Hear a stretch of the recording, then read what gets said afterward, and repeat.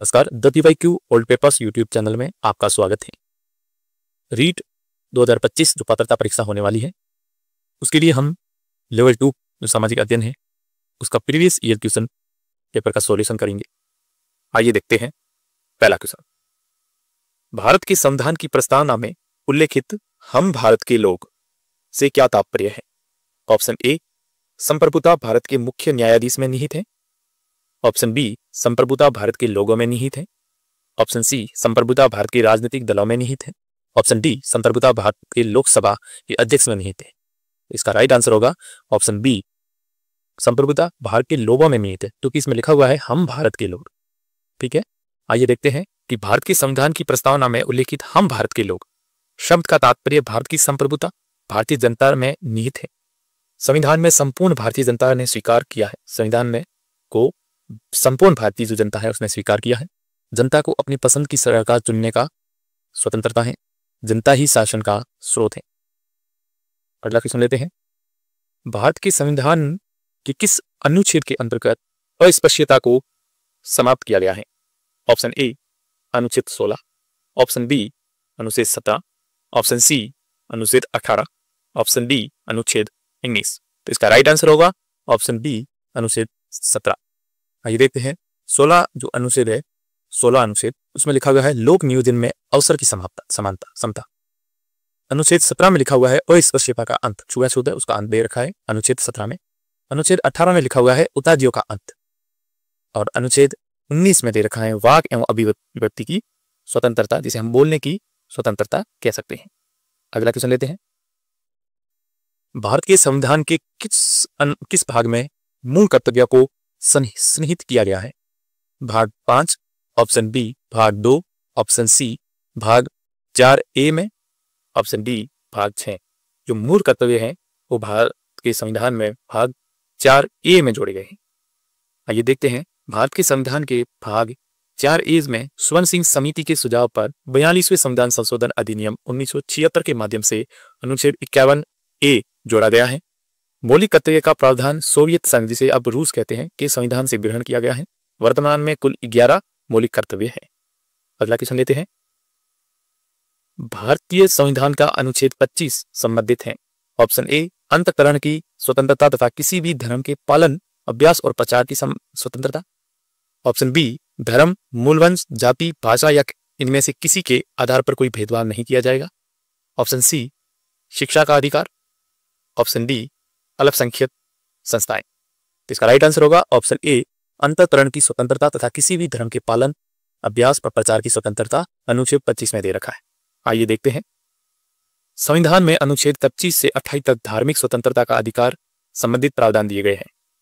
अनुच्छेद 25 में क्या दे रखा है? अंतःकरण और धर्म के अबाध रूप से मानने, आचरण और प्रचार करने की स्वतंत्रता।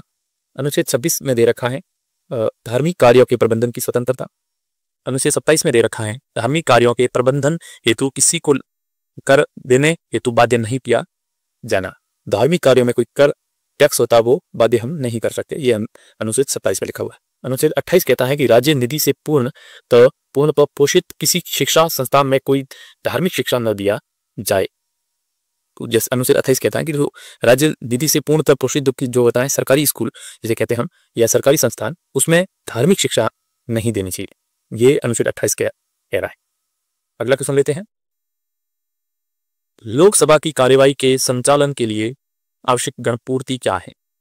ऑप्शन ए, कुल सदस्य संख्या का 1/4वां भाग। कुल सदस्य संख्या का 2/3वां भाग।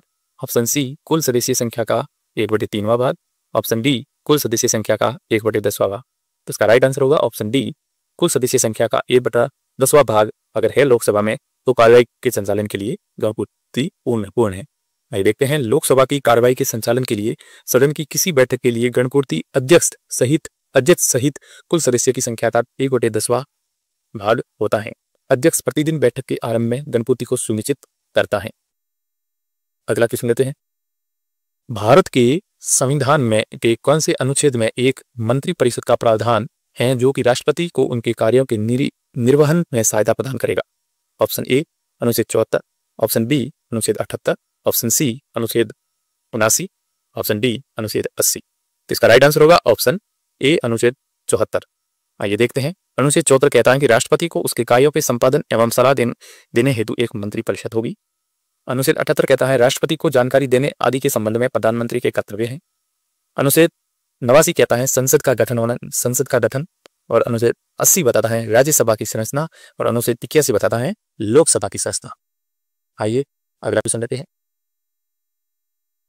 राज्य चुनाव आयोग को कौन नियुक्त करता है? ऑप्शन ए भारत के मुख्य निर्वाचन आयुक्त। ऑप्शन बी भारत के राष्ट्रपति। ऑप्शन सी संबंधित राज्य का राज्यपाल। ऑप्शन डी राज्य की विधानसभा। तो इसका राइट आंसर होगा ऑप्शन सी संबंधित राज्य का राज्यपाल। ये देखते हैं। संविधान में राज्य निर्वाचन आयुक्त का प्रावधान 73वें संविधान संशोधन अधिनियम 1993 के माध्यम से अनुच्छेद 243 में दिया गया है। राज्य निर्वाचन आयुक्त की नियुक्ति संबंधित राज्य का राज्यपाल ही करता है। ठीक है, अगला क्वेश्चन लेते हैं। भारत के सर्वोच्च न्यायालय से संबंध में निम्नलिखित में से कौन सा कथन सही नहीं है? ऑप्शन ए संविधान की व्याख्या से संबंधित किसी मामले पर राष्ट्रपति सर्वोच्च न्यायालय से परामर्श मांग सकता है। भारत के सर्वोच्च न्यायालय के संबंध में सही कथन बताना कौन सा नहीं है इसमें। ऑप्शन बी बता रहा है कि राष्ट्रपति द्वारा मांगे जाने पर सर्वोच्च न्यायालय उन्हें परामर्श देने हेतु बाध्य नहीं है। ऑप्शन सी बताया है कि राष्ट्रपति सर्वोच्च न्यायालय द्वारा दिए गए परामर्श को मानने हेतु बाध्य नहीं है। ऑप्शन डी बता रहा है सर्वोच्च न्यायालय के परामर्श अनुसार सरकार प्रस्तावित विधेयक में आवश्यक संशोधन कर सकती है। तो इसका राइट आंसर होगा ऑप्शन डी कि राष्ट्रपति द्वारा मांगे जाने पर सर्वोच्च न्यायालय उन्हें परामर्श देने के लिए बाध्य नहीं है। ये सही कथन नहीं है। आइए देखते हैं। भारत के सर्वोच्च न्यायालय के कार्य क्षेत्राधिकार निम्न है। देखते हैं कौन कौन से। प्राथमिक क्षेत्राधिकार, अपीलीय क्षेत्राधिकार, परामर्शदात्री क्षेत्राधिकार, पुनर्विचार संबंधित क्षेत्राधिकार, अभिलेखीय न्यायालय मौलिक अधिकार का रक्षक। अपने परामर्श क्षेत्राधिकार के तहत वो अनुच्छेद 143 में वर्णित उपबंधों का पालन करते हुए राष्ट्रपति द्वारा मांगी गई सलाह को देने हेतु बाध्य है हो। राष्ट्रपति माने या न माने वो राष्ट्रपति के ऊपर है, पर राष्ट्रपति को सलाह देने अगर मांगी है राष्ट्रपति ने तो सर्वोच्च न्यायालय देने के लिए बाध्य है, परंतु दी गई सलाह को मानने हेतु राष्ट्रपति बाध्य नहीं। अगला क्वेश्चन लेते हैं। अगला क्वेश्चन है भारत के राष्ट्रपति के चुनाव के निर्वाचक जो मंडल है में शामिल है। जो भारत के राष्ट्रपति का चुनाव होता है उनके निर्वाचक मंडल में कौन शामिल है? ऑप्शन ए केवल लोकसभा के निर्वाचित सदस्य। ऑप्शन बी लोकसभा के सभी सदस्य। ऑप्शन सी भारत की संसद तथा राज्यों की विधानसभाओं में केवल निर्वाचित सदस्य। ऑप्शन डी भारत की संसद तथा राज्यों की विधानसभाओं और दिल्ली और पुडुचेरी के संघ शासित प्रदेशों के केवल निर्वाचित सदस्य। उसका राइट आंसर होगा ऑप्शन डी जो भारत की संसद तथा राज्यों की विधानसभाओं और दिल्ली और पुडुचेरी के संघ शासित प्रदेशों के केवल निर्वाचित सदस्य। इसमें मनोनीत भाग नहीं लेते हैं, निर्वाचित सदस्य भाग लेते हैं। आइए देखते हैं। संविधान के भाग 5 के तहत अनुच्छेद 54 में वर्णित राष्ट्रपति के चुनाव हेतु एक निर्वाचक मंडल होगा जिसमें राज्यसभा, लोकसभा, राज्य विधानसभा जिसमें दिल्ली और पुडुचेरी राज्य क्षेत्र शामिल है के सभी निर्वाचित सदस्य सम्मिलित हैं। कोई भी मनोनीत सदस्य एवं विधान जो परिषद होती है राज्यों में उसके सदस्य भाग नहीं लेते हैं। राष्ट्रपति का निर्वाचन अनुपातिक प्रतिनिधित्व प्रणाली द्वारा एकल संक्रमणीय मत पद्धति द्वारा चुनाव होता है। अगला क्वेश्चन लेते हैं। एशिया की सबसे लंबी नदी है। Option A Hwang Ho. Option B Yangtze. Option D Mekong. Option C Mekong. Option D Lena. इसका राइट आंसर होगा ऑप्शन बी यांगतीसी। यांगतीसी नदी के बारे में देखें कि एशिया महाद्वीप की सबसे लंबी नदी यांगतीसी या जैसे यांगतीसी जी कहते हैं यांगत्सी नदी है यांगतीसी 6300 किलोमीटर लंबी है। यह नदी तिब्बत के पठार से निकलकर चीन सागर में गिरती है। हांगहो नदी के बारे में देखते हैं कि ये 4667 किलोमीटर लंबी है। लीना नदी 4268 किलोमीटर लंबी है और मेकांग 4023 किलोमीटर लंबी भी है। अगला क्वेश्चन लेते हैं। किलिमंजारो पर्वत किस देश में अवस्थित है? Option A Tanzania. Option B Kenya. Option C Uganda. Option D Rwanda. तो इसका राइट आंसर होगा ऑप्शन ए किलिमंजारो तंजानिया में स्थित है। किलिमंजारो पर्वत तंजानिया में स्थित है। किलिमंजारो एक ज्वालामुखी निर्मित पर्वत है। यह अफ्रीका महाद्वीप का सबसे ऊंचा पर्वत है जिसकी ऊंचाई लगभग 5895 मीटर है। ठीक है, अगले क्वेश्चन पे आते हैं। अगला क्वेश्चन है समताप सीमा पर औसत तापमान रहता है। Option A 43 degree centigrade. Option B -50 degree centigrade. Option C 100 degree centigrade. Option D 0 degree centigrade. इसका राइट आंसर होगा ऑप्शन बी 0 डिग्री सेंटीग्रेड। देखते हैं वायुमंडल को निम्न परतों में बांटा गया है। एक क्षोभ मंडल, दूसरी समताप मंडल, तीसरा मध्य मंडल, चौथा आयन मंडल, पांचवा बाह्य मंडल। क्षोभ मंडल एवं समताप मंडल के बीच के भाग को समताप सीमा या शांत मंडल कहते हैं। यहाँ पर तापमान लगभग 0 डिग्री सेंटीग्रेड हो जाता है, उसे हम समताप सीमा कहते हैं। ठीक है, अगला क्वेश्चन लेते हैं। अगला क्वेश्चन है कि बेसाल्ट शेल एक उदाहरण है। ऑप्शन ए उपतापालीय शेल, ऑप्शन बी बाह्य आग्नेय शेल, ऑप्शन सी पातालीय शेल, ऑप्शन डी कायांतरिक शेल। तो इसका राइट आंसर होगा ऑप्शन डी बाह्य आग्नेय शेल। जो बेसाल्ट शेल है वो एक बाह्य आग्नेय शेल का उदाहरण है। पृथ्वी की ऊपरी परत जो भूपटल है पर प्राप्त कठोर मुलायम चट्टान शेल होते हैं। यह मुख्यतः 3 प्रकार के आग्नेय, अवसादी एवं कांतरित होती हैं। आग्नेय चट्टान पृथ्वी के तप्त पिघले मैग्मा के ठंडा होने से निर्मित शेल है। बेसाल्ट शेल एक बाह्य आग्नेय, जिसे ज्वालामुखी चट्टान कहते हैं, वो वाली शेल है। ठीक है, अगला क्वेश्चन लेते हैं। एक पोषण स्तर से दूसरे पोषण स्तर तक औसत ऊर्जा प्रदाह होता है। ऑप्शन ए 15% का, ऑप्शन बी 5% का, ऑप्शन सी 10% का, ऑप्शन डी 20% का। तो इसका राइट आंसर होगा ऑप्शन सी। एक पोषण स्तर से दूसरे पोषण स्तर तक अगर औसत ऊर्जा का बात करते हैं तो 10% होता है। ऊर्जा का प्रवाह सदैव एक दिशात्मक होता है। ऊर्जा का प्रवाह एक ही दिशा होता है। एक पोषण स्तर से दूसरे पोषण स्तर तक औसत ऊर्जा 10% भाग जाता है। 10% भाग उसमें एक पोषण स्तर से दूसरे पोषण स्तर पर जाता है। यह 10% का नियम लिंडेमान ने दिया था, ये याद रखना है। ऊर्जा के प्रवाह के लिए box and pipe model EP Oram जिन्होंने 1983 में दिया था। ठीक है, अगला क्वेश्चन लेते हैं। मैग्स्थनीज किसका राजदूत था? जो मैग्स्थनीज था वो किसका राजदूत था? Option A Sikandar, option B Bindusar, option C Wilson first, option D Seleucus. तो इसका राइट आंसर होगा ऑप्शन डी, ये सेल्यूकस का राजदूत था। बात करते हैं कि मौर्य वंश की स्थापना चंद्रगुप्त मौर्य ने अपने गुरु जो चाणक्य थे उनकी सहायता से की। चंद्रगुप्त ने सेल्यूकस निकेटर को 305 ईसा पूर्व में एक युद्ध में हराया। मैग्स्थनीज सेल्यूकस निकेटर का राजदूत था जो चंद्रगुप्त मौर्य के दरबार में आया। उसकी प्रसिद्ध रचना इंडिका में भारत से संबंधित अनेक जानकारियां निहित है। अगले क्वेश्चन जाते हैं। अगला क्वेश्चन है कि कौन चंद्रगुप्त द्वितीय की राजसभा में एक नवरत्न नहीं था?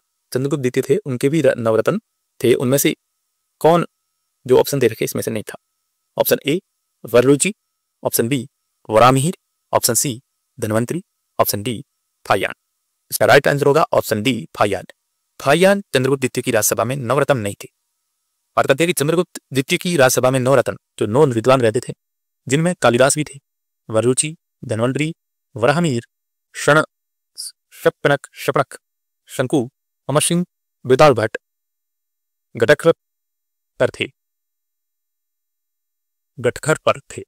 फायान एक चीनी बौद्ध यात्री था जो बौद्ध ग्रंथों का अध्ययन करने के लिए 405 ईसा में भारत आया। ठीक है, अगला क्वेश्चन लेते हैं। अगला क्वेश्चन है कि महाराणा प्रताप के हाथी का नाम था। महाराणा प्रताप के हाथी का नाम बताना है। घोड़े का नाम तो चेतक था, सबको पता है। Option A Ramprasad, option B Chetak, option C Mardana, option D Veer Prasad. इसका राइट आंसर होगा ऑप्शन ए रामप्रसाद। महाराणा प्रताप के हाथी का नाम रामप्रसाद तथा घोड़े का नाम चेतक था, ये याद रखना है। हाथी का नाम तो रामप्रसाद, घोड़े का चेतक। महाराणा प्रताप सिसोदिया वंश के मेवाड़ राज्य के राजा थे। अकबर उस हाथी की वीरता से प्रभावित होकर उसका पीर प्रसाद रखा। अकबर ने उनका नाम पीर प्रसाद रखा। अगला क्वेश्चन लेते हैं। अगला क्वेश्चन है कि सामाजिक सुधारक गोविंद गुरु का जन्म हुआ।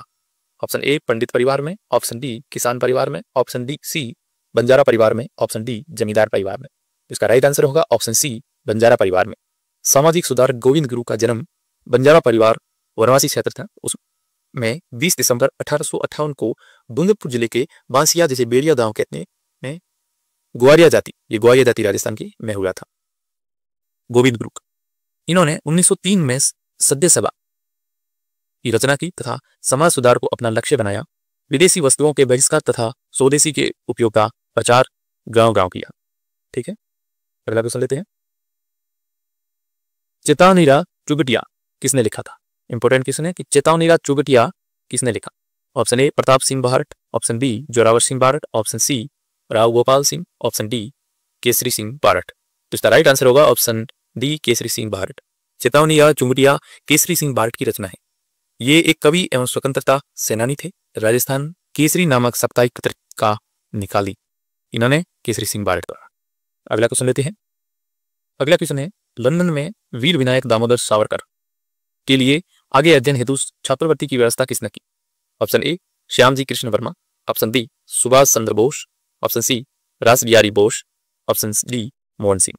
तो इसका राइट आंसर होगा ऑप्शन ए श्यामजी कृष्ण वर्मा ने वीर विनायक दामोदर सावरकर के लिए छात्रवृत्ति की व्यवस्था की। देखते हैं कि लंदन में विनायक दामोदर सावरकर के अध्ययन हेतु श्यामजी कृष्ण वर्मा ने छात्रवृत्ति की व्यवस्था की। सावरकर 1904 में अभिनव भारत नामक क्रांतिकारी संगठन की रचना की। बाल गंगाधर तिलक के अनुमोदन पर 1906 में श्यामजी कृष्ण वर्मा ने छात्रवृत्ति प्रदान की। Savarkar the Indian war of independence नामक 1857 की क्रांति पर पुस्तक लिखी। The India war of independence नामक से 1857 की क्रांति पर एक पुस्तक लिखी, जिसमें उसे प्रथम स्वतंत्रता संग्राम बताया। इन्होंने फ्री इंडिया सोसाइटी का गठन किया। अगला क्वेश्चन लेते हैं। अगला क्वेश्चन है कि मत्स्य जनपद की राजधानी थी। मत्स्य जनपद की राजधानी बतानी है। Option A Champa, option B Viratnagar, option C Kushinara, option D Gokulpura. इसका राइट आंसर होगा ऑप्शन बी विराटनगर। जो मत्स्य जनपद थे उनकी राजधानी विराटनगर थी। बात करते हैं हम अवंती।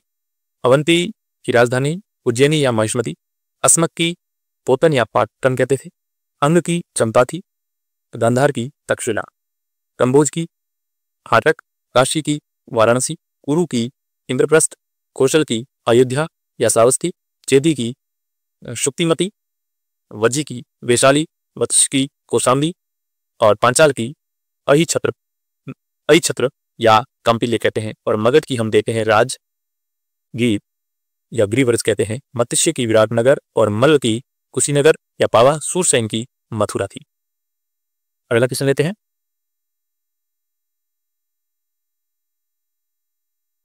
पोगन वंश का आनंद मंदिर यहां स्थित है। Option A Pakistan, option B Bharat, option C Myanmar, option D Cheen. इसका राइट आंसर होगा ऑप्शन सी म्यांमार। म्यांमार जिसे वर्मा भी कहते थे, में सर्वोत्तम पेंगन का आनंद मंदिर है। 1105 ईस्वी में निर्मित यह मंदिर मुख्यतः ईंटों से निर्मित है। इसका निर्माण बदान साम्राज्य के समय किया गया। जो पेगन वंश का आनंद मंदिर है उसका निर्माण ददान साम्राज्य के समय किया गया। अगला क्वेश्चन लेते हैं। नेक्स्ट क्वेश्चन है, तराइन का युद्ध 1191 में हुआ था। जो पहला युद्ध किसने जीता? तो तराइन का पहला युद्ध था, किसने जीता? Option A Arnoraj Chauhan, option B Mohammad Ghori, option C Prithviraj Chauhan, option D Gonimraj Chauhan. इसका राइट आंसर होगा ऑप्शन सी पृथ्वीराज चौहान। आइए देखते हैं। तराई का प्रथम युद्ध 1191 ईस्वी में हुआ था, मोहम्मद गोरी और पृथ्वीराज चौहान के होंगे। पृथ्वीराज चौहान इसमें विजयी हुए। तराइन का द्वितीय युद्ध देखते हैं, 1192 ईस्वी में हुआ। इन्हीं दोनों के मध्य हुआ था, मोहम्मद गोरी और पृथ्वीराज चौहान की। इस बार मोहम्मद गोरी जीत जाता है। तराइन का तृतीय युद्ध की बात करते हैं, 1215 ईस्वी में इल्तुतमिश एवं यलदौल एवं कुबाचा के मध्य हुआ। तीसरा युद्ध इल्तुतमिश, यलदौल एवं कुबाचा के मध्य हुआ। इसमें इल्तुतमिश था वो विजय हुआ। अगला क्वेश्चन लेते हैं।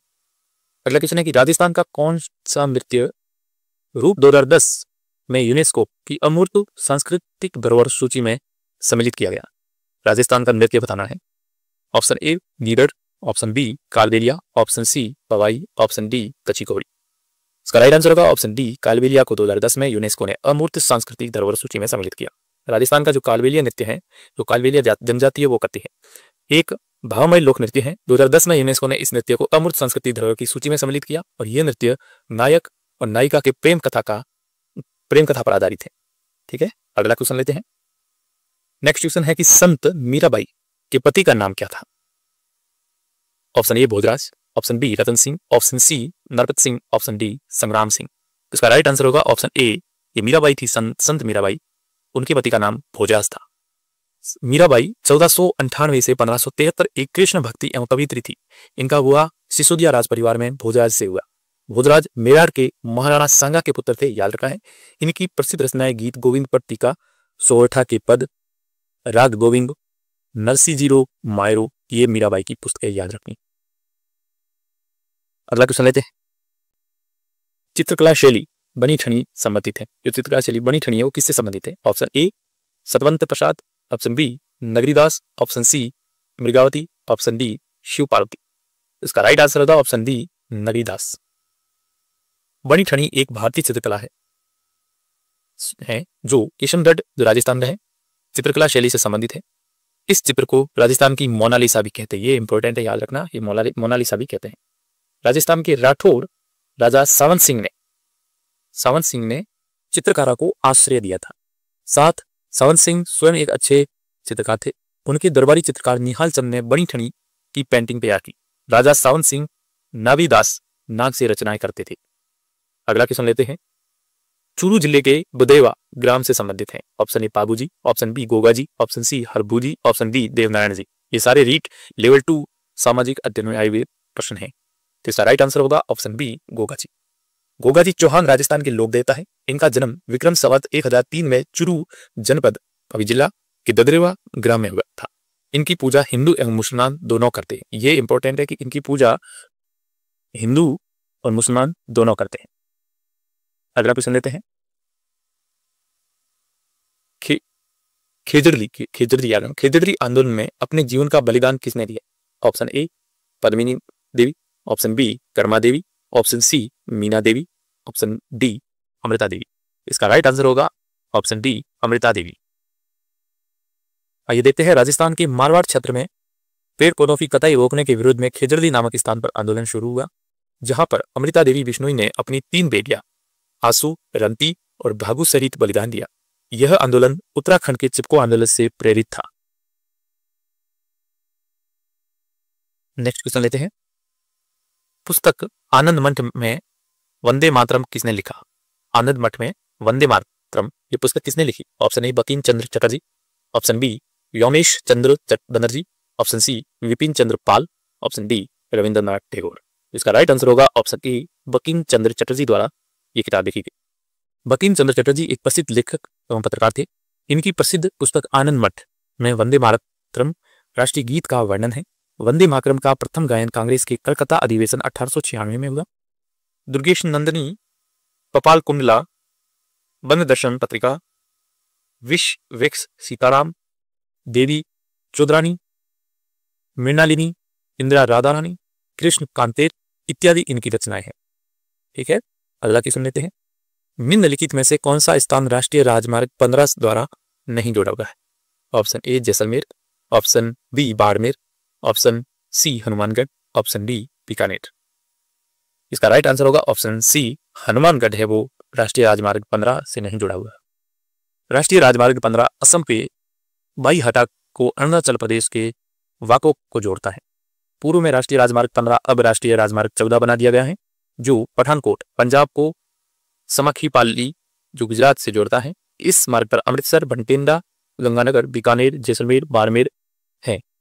हनुमानगढ़ इस मार्ग पर नहीं है। ठीक है, अगला क्वेश्चन लेते हैं। निम्नलिखित में से राजस्थान में मीठे पानी की सबसे बड़ी मानव निर्मित झील कौन सी? मानव निर्मित पूछा गया है। Option A Pichhola, option B Jaisamand, option C Fateh Sagar और ऑप्शन डी राजसमंद। इसका राइट आंसर होगा ऑप्शन बी जयसमंद। राजस्थान की मीठे पानी की कुछ प्रमुख झीलों की बात करते हैं। जयसमंद उदयपुर अभी सलूम्बर में, हम कह सकते हैं सलूम्बर में स्थित है, मीठे पानी की झील है। राजसमंद झील राजसमंद में, पिछोला झील उदयपुर में है, आना सागर अजमेर में, नक्की, कुस्कर, फतेह सागर और कायलाना झील है। कायलाना जोधपुर में स्थित है। बात करते हैं नफी झील सिरू में है, पुष्कर झील अजमेर में है, फतेह सागर झील उदयपुर में है और कोलायत झील बीकानेर में है। अगला क्वेश्चन लेते हैं। एक कायलाना झील है वो जोधपुर में स्थित है। ठीक है, अगला क्वेश्चन लेते हैं। विष्णु के भक्त कहलाते हैं। Option A Nayanar, option B Pashupat, option C Alvar, option D Lingayat. इसका राइट आंसर होगा ऑप्शन सी अलवार कहलाते हैं। जो विष्णु के भक्त है वो अलवार कहलाते हैं। आइए देखते हैं। दक्षिण भारत में वैष्णव धर्म के संत अलवार और शैव धर्म के संत नैनार कहलाते हैं। याद रखना है, जो दक्षिण भारत है उसमें जो वैष्णव धर्म के संत है वो अलवार कहलाते हैं और शैव धर्म के संत नैनार कहलाते हैं। अलवार संतों की संख्या 12 और नैनार जो शिव के उपासक थे उन संतों की संख्या 63 थी। ठीक है, नेक्स्ट क्वेश्चन पे आते हैं। निम्नलिखित में से किस श्लोक में प्राचीन भारत की 16 महाजनताओं का उल्लेख है? Option A Anguttara Nikaya, option B Divyadan, option C Rigveda, option D Shuddha Pitaka. इसका राइट आंसर होगा ऑप्शन ए अंगुत्तर निकाय में 16 महाजनपद का उल्लेख है। देखते हैं कि प्राचीन भारत में 16 महाजनपदों का उल्लेख बौद्ध ग्रंथ अंगुत्तर निकाय एवं जैन ग्रंथ भगवती सूत्र में मिलता है, जो कि दोनों समकालीन थे। इसलिए जो निम्न है अवंती, कौशल, गांधार, चेदी, वज्जी, वत्स, पांचाब, मगध, मत्स्य, मल और शूशन ये महाजनपद थे। अगला क्वेश्चन लेते हैं। रावी नदी का प्राचीन नाम था। रावी नदी का पूछा। Option A Suvastu, option B Kumbha, option C Parushni, option D Drishadvati. इसका राइट आंसर होगा ऑप्शन सी परुष्णी। रावी नदी का प्राचीन नाम परुष्णी था। आइए हम देखते हैं प्राचीन नदियों के नाम और वर्तमान में उनका नाम क्या है। परुष्णी प्राचीन नाम है, अभी वर्तमान में उसे रावी नदी कहते हैं। वितिस्ता ये झेलम नदी है वर्तमान में। अस्किनी चिनाब नदी है वर्तमान में। शतुद्री ये सतलज है। विपाशा वर्तमान में व्यास। सलानीरा इसे गंडक कहते हैं। और द्वेषद्युति जिसे कब्जा हम आज कहते हैं। अगला क्वेश्चन लेते हैं। सुसेन जनपद की राजधानी थी। Option A Mathura, option B Vrindavan, option C Indraprastha, option D Kurukshetra. तो इसका राइट आंसर होगा ऑप्शन ए मथुरा। सुसेन 16 जनपद में से एक राज्य था जिसकी राजधानी मथुरा थी। वर्तमान मथुरा के आसपास क्षेत्र इसमें शामिल था। इस प्रदेश का नाम संभवतः लवणासुर का वध करने के उपरांत शत्रुघ्न जो राम के भाई थे, श्री राम ने उनके भाई थे, अपने पुत्र सुसेन के नाम पर रखा। अगला क्वेश्चन लेते हैं। राज्य राजस्थान अपने परिपूर्ण रूप में तिथि को सामने आया। राजस्थान पूर्ण रूपेण राज्य कब बना? ऑप्शन ए नवंबर 1 नवंबर 1956, ऑप्शन बी 15 मई 1949, ऑप्शन सी 25 मार्च 1948, ऑप्शन डी 26 जनवरी 1950। इसका राइट आंसर होगा 1 नवंबर 1956 को राजस्थान पूर्ण रूप में आए। राजस्थान का गठन पूर्ण रूप से 1 नवंबर 1956 को किया गया। इसकी राजधानी जयपुर है। इसका क्षेत्रफल देखते हैं 3,42,239 वर्ग किलोमीटर है लगभग। इसे 30 मार्च 1949 को भारत का एक राज्य बनाया गया। राजस्थान का एकीकरण 1 नवंबर 1956 तक कुल 7 चरणों में संपन्न हुआ। ठीक है, अगले क्वेश्चन पे आते हैं। अगला क्वेश्चन है कि सामाजिक अध्ययन का शिक्षण किया जाता है माध्यमिक स्तर पर, उच्च माध्यमिक स्तर पर, ऑप्शन सी स्नातक स्तर पर, ऑप्शन डी उपरोक्त सभी। इसका राइट आंसर होगा ऑप्शन ए माध्यमिक स्तर पर 10th तक। अब बात करते हैं 10th क्लास तक सामाजिक अध्ययन का शिक्षण किया जाता है। सामाजिक अध्ययन का शिक्षण माध्यमिक स्तर पर शुरू किया जाता है। सामाजिक अध्ययन में इतिहास, राजनीतिक शास्त्र, भूगोल, अर्थशास्त्र, समाजशास्त्र, मनोविज्ञान इत्यादि विभिन्न विषयों को शामिल किया जाता है। अगले क्वेश्चन पे आते हैं। शिक्षा में उद्देश्यों का वर्गीकरण दिया गया है। ऑप्शन ए जॉन डेवी द्वारा, ऑप्शन बी स्मिथ द्वारा, ऑप्शन सी DS ब्लूम द्वारा, ऑप्शन डी IK डेविड द्वारा। तो इसका राइट आंसर होगा ऑप्शन सी BS ब्लूम द्वारा। आइए देखते हैं। शिक्षा में उद्देश्यों का वर्गीकरण BS ब्लूम द्वारा किया गया है, जहां पर ब्लूम ने छात्रों के ज्ञान एवं बौद्धिक पक्ष पर पूरा ध्यान केंद्रित किया है। उनके अनुसार छात्र के व्यक्तित्व विकास में 3 क्षेत्रों में योगदान होता है। पहला ज्ञानात्मक पक्ष, दूसरा भावात्मक पक्ष, तीसरा मनोक्रियात्मक पक्ष। ठीक है, अगले क्वेश्चन पे आते हैं। नेक्स्ट क्वेश्चन है पाठ्यक्रम के क्षेत्र में शामिल है। ऑप्शन ए विद्यालय की आंतरिक क्रियाएं, ऑप्शन बी विद्यालय की बाह्य क्रियाएं, ऑप्शन सी उपयुक्त दोनों, ऑप्शन डी उपयुक्त में से कोई नहीं। इसका राइट आंसर होगा ऑप्शन सी उपयुक्त दोनों। पाठ्यक्रम में विद्यालय की आंतरिक क्रियाएं और बाह्य क्रियाएं दोनों शामिल है। पाठ्यक्रम के क्षेत्र में विद्यालय की आंतरिक क्रियाएं एवं बाह्य क्रियाएं दोनों शामिल है। पाठ्यक्रम की परिभाषा के संदर्भ में बबीट महोदय कहते हैं कि उच्चतर जीवन के लिए प्रतिदिन और 24 घंटे की जा रही समस्त क्रियाएं पाठ्यक्रम के अंतर्गत आ जाती हैं। अगला क्वेश्चन लेते हैं। सामाजिक अध्ययन की पाठ्यपुस्तक अनुरूप होनी चाहिए। ऑप्शन ए लेखक के, ऑप्शन बी विद्यार्थी के, ऑप्शन सी शिक्षक के, ऑप्शन डी सरकार के। तो इसका राइट आंसर होगा विद्यार्थी के। ये सामाजिक अध्ययन की पाठ्यपुस्तक किसके अनुरूप होनी चाहिए? वो विद्यार्थी के अनुरूप होनी चाहिए। आइए देखते हैं कि सामाजिक अध्ययन की पाठ्यपुस्तक विद्यार्थी के अनुरूप होनी चाहिए। पाठ्यपुस्तकों की विषय वस्तु, भाषा एवं भाव में स्पष्टता होनी चाहिए। लैंगिक संवेदनशीलता तथा सामाजिक वर्गों और हर प्रकार की असमानताओं के प्रति आलोचनात्मक दृष्टिकोण होना चाहिए। छात्रों में उपयुक्त उद्देश्यों की समझ विकसित करना आवश्यक गुण है। ठीक है, अगला क्वेश्चन लेते हैं। सामाजिक अध्ययन की अध्यापिका कक्षा में चुनाव की क्रमिक प्रक्रिया बता रही है। वह जिस प्रविधि का प्रयोग कर रही है वो है ऑप्शन ए व्याख्या, ऑप्शन बी कथन, ऑप्शन सी परिचर्चा, ऑप्शन डी प्रश्न पूछना। इसका राइट आंसर होगा ऑप्शन बी कथन। बात करते हैं कि सामाजिक अध्ययन की अध्यापिका कक्षा में चुनाव की क्रमिक प्रक्रिया जो राजनीति विज्ञान का विषय है को पढ़ाते समय कथन विधि शिक्षण विधि का उपयोग कर रही है। शिक्षण की कुछ प्रमुख विधियां निगमनात्मक या आगमनात्मक विधि, संश्लेषणात्मक, विश्लेषणात्मक विधि, वस्तु विधि, दृष्टांत विधि, कथन विधि, व्याख्यान विधि, प्रश्नोत्तर विधि, शोध विधि, प्रोजेक्ट विधि, डल्टन योजना, वर्धा योजना, बुनियादी तालीय विधि इत्यादि। नेक्स्ट क्वेश्चन लेते हैं। सामाजिक अध्ययन के शिक्षक को बल देना चाहिए। ऑप्शन ए, विषय से संबंधित सूचना देने पर। ऑप्शन बी, विद्यार्थियों की सामाजिक मुद्दों के प्रति चिंतन शक्ति के विकास कर। ऑप्शन सी, विद्यार्थियों को परीक्षा के लिए तैयार करने पर। ऑप्शन डी, विद्यार्थियों के भाषा विकास पर। इसका राइट आंसर होगा ऑप्शन बी कि विद्यार्थियों की सामाजिक मुद्दों के प्रति चिंतन शक्ति के विकास पर सामाजिक अध्ययन के जो शिक्षक होते हैं उनको इस पर बल देना चाहिए। आइए देखते हैं। सामाजिक अध्ययन के शिक्षक को छात्रों की सामाजिक मुद्दों के प्रति चिंतन शक्ति के विकास पर बल देना चाहिए। चिंतन शक्ति के विकास से छात्रों के मस्तिष्क में तार्किक एवं मनोवैज्ञानिक गुणवत्ता का विकास होता है। सामाजिक अध्ययन छात्रों में गहन सोच विकसित करता है। अगला क्वेश्चन लेते हैं। नेक्स्ट क्वेश्चन है कि सामाजिक अध्ययन शिक्षण में ऐतिहासिक स्थलों का भ्रमण उपयोगी है। ऑप्शन ए, विषय के प्रति रुचि उत्पन्न करने में। ऑप्शन बी, प्रत्यक्ष सूचना प्रदान करने में। ऑप्शन सी, विषय वस्तु की बेहतर समझ में। ऑप्शन डी, उपयुक्त सभी। तो इसका राइट आंसर होगा उपयुक्त सभी, कि इसमें विषय के प्रति रुचि उत्पन्न करने में, प्रत्यक्ष सूचना प्रदान करने में, विषय वस्तु की बेहतर समझ में सामाजिक अध्ययन शिक्षण में ऐतिहासिक स्थलों का भ्रमण उपयोगी है। ये देखते हैं कि सामाजिक अध्ययन शिक्षण में ऐतिहासिक स्थलों का भ्रमण करना विषय के प्रति रुचि उत्पन्न करने, प्रत्यक्ष एवं यथार्थ सूचना प्रदान करने में तथा विषय वस्तु की बेहतर समझ विकसित करने में उपयोगी है। नेक्स्ट क्वेश्चन लेते हैं कि ब्लूम की पाठ योजना आधारित है। ऑप्शन ए, उद्देश्यों पर। ऑप्शन डी, विषय वस्तु पर। ऑप्शन सी, प्रस्तुतिकरण पर। ऑप्शन डी, उपयुक्त सभी। तो ब्लूम की जो पाठ योजना है उद्देश्यों पर आधारित है। देखते हैं कि ब्लूम की पाठ योजना उद्देश्यों पर आधारित है जिनका संबंध ज्ञान का स्मरण तथा प्रत्याभिमान करने और बौद्धिक योजनाओं का विकास करना है। ब्लूम ने मानसिक प्रक्रियाओं की जटिलता और क्रम के अनुसार ज्ञानात्मक सत्र के उद्देश्यों का वर्गीकरण किया जाता है। यह पक्ष सूचनाओं तथा तथ्यों और ज्ञान को ग्रहण करने से संबंधित है। ब्लूम ने शैक्षिक उद्देश्यों को 3 भागों में विभक्त किया है। एक ज्ञानात्मक पक्ष, दूसरा भावात्मक पक्ष, तीसरा मनोक्रियात्मक पक्ष। अगला क्वेश्चन लेते हैं। अगला क्वेश्चन है कि प्रायोजना एक उद्देश्यपूर्ण कार्य है जो संलग्नता के साथ सामाजिक वातावरण में किया जाता है। यह कथन किसका है? ऑप्शन ए, ब्लूम का। ऑप्शन बी, क्वे एंड क्रो का। ऑप्शन सी, जॉन डेवी का। ऑप्शन डी, किलपैट्रिक का।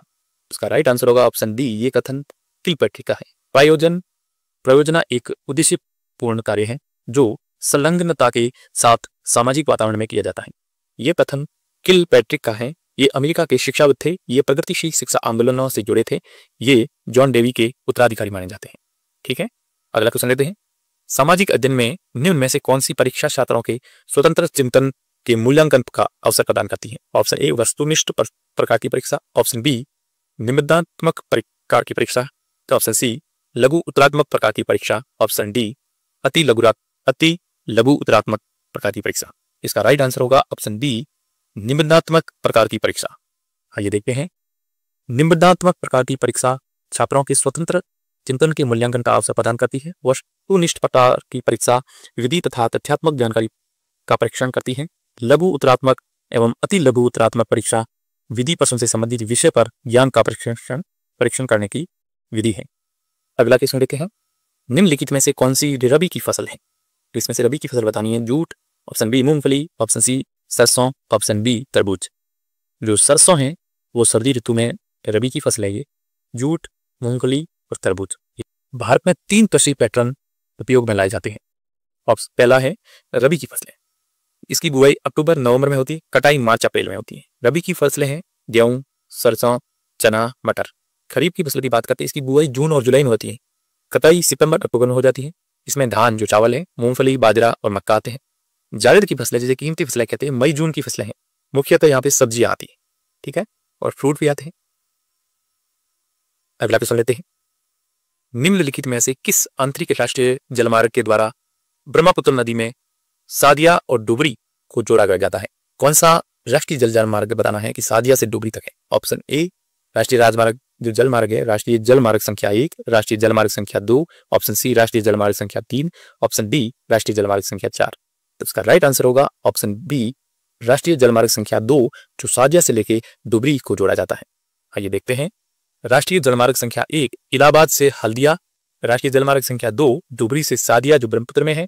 राष्ट्रीय जलमार्ग संख्या 3 ये कोट्टापुरम से कोल्लम तक है। और राष्ट्रीय जल मार्ग संख्या 4 काकीनाडा से उज्जैन तक है।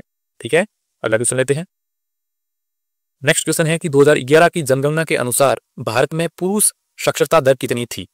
Option A 82.14%, option D 63.46%, option C 72.36%, option D 78.30%।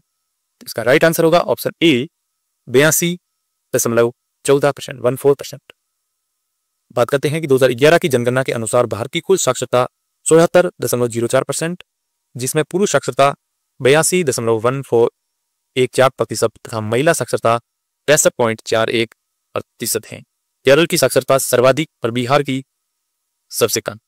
ठीक है, नेक्स्ट क्वेश्चन लेते हैं। भारत में शीतकालीन वर्षा कहां से उत्पन्न होने वाले चक्रवातों का परिणाम है? ऑप्शन ए अरब सागर, ऑप्शन बी बंगाल की खाड़ी, ऑप्शन सी लाल सागर, ऑप्शन डी भूमध्य सागर। इसका राइट आंसर होगा ऑप्शन डी भूमध्य सागर। भारत में शीतकालीन वर्षा भूमध्य सागर से उत्पन्न होने वाले उत्तर पश्चिमी विक्षोभ से होती है। यह मुख्यतः उत्तर भारत में दिसंबर एवं जनवरी माह में होती है। ये भूमध्य सागर कैस्पियन सागर से आर्द्रता प्राप्त करती है।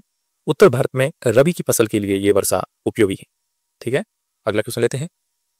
सिंधु गंगा के मैदान में जहां से आंतरिक प्रवाह पुनः प्रकट होती है, स्थानीय रूप से जानी जाती है। ऑप्शन ए तराई प्रदेश, ऑप्शन बी भादर प्रदेश, ऑप्शन सी बांग्ला प्रदेश, ऑप्शन डी जो। इसका राइट आंसर होगा ऑप्शन ए तराई प्रदेश। सिंधु गंगा के मैदान मुख्यतः हिमालय पर्वत के दक्षिण में नदियों द्वारा अपरदित अंशों के निक्षेपण से तराई प्रदेशों का निर्माण होता है। ये तराई प्रदेश बांगर नाम से जाने जाते हैं, जहां नदियों का जल कंकर पत्थरों के नीचे होने से दिखाई नहीं देता है और आगे पुनः प्रकट हो जाती है। ठीक है, अगला क्वेश्चन लेते हैं। आधुनिक औद्योगिकरण के सूत्रपात का श्रेय निम्नलिखित में से किस ऊर्जा संसाधन को जाता? ऑप्शन ए जल विद्युत, ऑप्शन बी आणविक ऊर्जा, ऑप्शन सी कोयला, ऑप्शन डी गैर परंपरागत ऊर्जा। उसका राइट आंसर होगा ऑप्शन सी कोयला। आधुनिक औद्योगिकरण के सूत्रपात का श्रेय कोयला जैसे अनवीनीकरणीय ऊर्जा संसाधन को जाता है। कोयला से बड़े स्तर पर तापीय विधि से विद्युत का उत्पादन होता है। ठीक है, अगला क्वेश्चन लेते हैं। टिकाऊ जिसे दीर्घकालीन सतत कहते हैं, कृषि हेतु निम्नलिखित में से भारत के किस राज्य ने रासायनिक उर्वरकों के उपयोग को निषिद्ध कर दिया है? Option A Sikkim, option B Arunachal Pradesh, option C Andhra Pradesh, option D Goa. इसका राइट आंसर होगा ऑप्शन ए सिक्किम। आइए देखते हैं। सिक्किम राज्य पूर्ण जैविक राज्य बन गया है। सिक्किम ने टिकाऊ दीर्घकालीन सतत कृषि हेतु राज्य में रासायनिक उर्वरक के उपयोग को प्रतिबंधित कर दिया है। ठीक है, अगला क्वेश्चन लेते हैं कि निम्नलिखित में से किस लोहा इस्पात संयंत्र की स्थापना ब्रिटेन के तकनीकी सहयोग से की गई? ऑप्शन ए बोकारो इस्पात संयंत्र, ऑप्शन डी दुर्गापुर इस्पात संयंत्र, ऑप्शन सी राउरकेला इस्पात संयंत्र, ऑप्शन डी विजयनगर इस्पात संयंत्र। तो इसका राइट आंसर होगा ऑप्शन डी दुर्गापुर इस्पात संयंत्र की स्थापना ब्रिटेन के तकनीकी सहयोग से की गई। देखते हैं, बोकारो इस्पात संयंत्र की स्थापना रूस के सहयोग से झारखंड में की गई। दुर्गापुर इस्पात संयंत्र की स्थापना ब्रिटेन के सहयोग से पश्चिम बंगाल में स्थापना की गई। राउरकेला इस्पात संयंत्र की स्थापना जर्मनी के सहयोग से छत्तीसगढ़ में की गई। आइए देखते हैं अगला क्वेश्चन। निम्नलिखित में से कौन सी नदी उत्कात भूमि, इसे वेटलैंड कहते हैं, के लिए कुख्यात है, प्रसिद्ध है? Option A Chambal, option B Krishna, option C Godavari, option D Tungabhadra. इसका राइट आंसर होगा ऑप्शन ए चंबल नदी। चंबल नदी को उत्खात भूमि के लिए जाना जाता है। चंबल नदी मध्य प्रदेश की जानापाव पहाड़ी से निकलते हुए यमुना में विलीन हो जाती है। यह अपने मार्ग में बड़े बड़े बीहड़ों का निर्माण करती है। ठीक है, नेक्स्ट क्वेश्चन। अगला क्वेश्चन है कि याकूत जनजाति का आवास है। Option A New Zealand, option B Congo basin, option C Amazon basin, option D उत्तरी साइबेरिया। तो इसका राइट आंसर होगा ऑप्शन डी। जो याकून जनजाति है उनका आवासीय क्षेत्र उत्तरी साइबेरिया में है। यह तुर्क लोगों का एक समुदाय है। ये रूस के मध्य उत्तरी भाग में रहते हैं।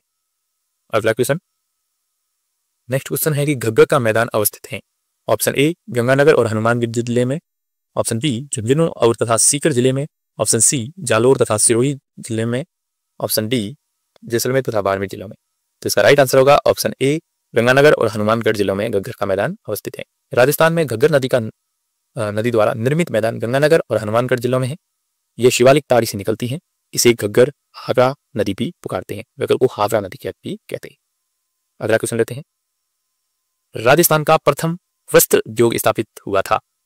Option A Ganganagar, option B Bhilwara, option C Udaipur, option D Beawar. तो इसका राइट आंसर होगा ऑप्शन डी ब्यावर। राजस्थान का प्रथम वस्त्र उद्योग ब्यावर में स्थापित हुआ।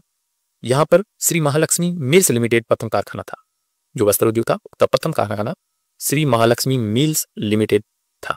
ठीक है, लास्ट क्वेश्चन लेते हैं। लास्ट क्वेश्चन है कि 2011 की जनगणना के अनुसार निम्नलिखित में से राजस्थान के किस जिले की दशकीय जनसंख्या वृद्धि न्यूनतम रही? Option A Ganganagar, option B Bundi, option C Baran, option D Sikar. इसका राइट आंसर होगा ऑप्शन ए श्री गंगानगर। 2011 की जनगणना के अनुसार राजस्थान के गंगानगर जिले की दशकीय वृद्धि दर सबसे कम रही, वो थी 10%। याद रखना है। सर्वाधिक वृद्धि दर बाड़मेर की रही।